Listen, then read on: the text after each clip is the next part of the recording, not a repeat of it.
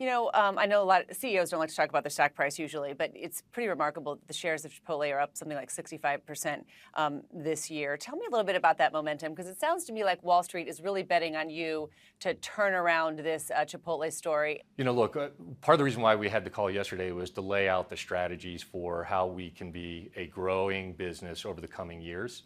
And then obviously the stock price will perform based on how well we execute and how well these strategies play out. How do you make a restaurant chain culturally relevant? Is that using social media? Is that changing the menu? Is it tapping in to sort of the mood of the moment? Tell me how you're going to do that.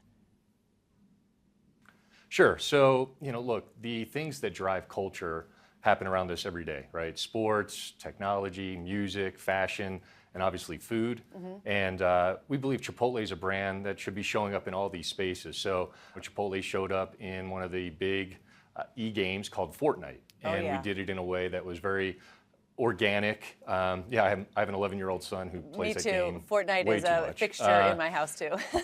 Yes. So the fact that we got Chipotle to show up in that space, I think is a testament to the idea of making the brand more visible in culturally relevant places. Inquiring minds, AKA Chipotle fans around here, are wondering if there's any chance there'll ever be breakfast at Chipotle. Is that something you would consider?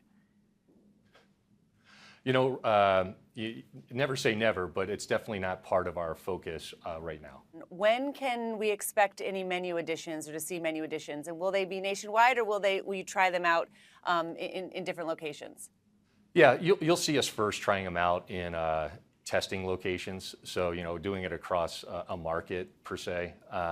Any new menu additions, what are the implications on our core business? We don't want to impact negatively while we bring on new menu items. How long does it take for you to gauge whether a new menu item is going to take? I know you tried some of this at Yum Brands at Taco Bell. I mean, at what point do you know something's a bomb or something's a hit? Yeah, when you put it into a test market, the good news is you get a lot of feedback pretty instantly. So, in the first couple of weeks, you start to get feedback where, you have to figure out how you iterate accordingly.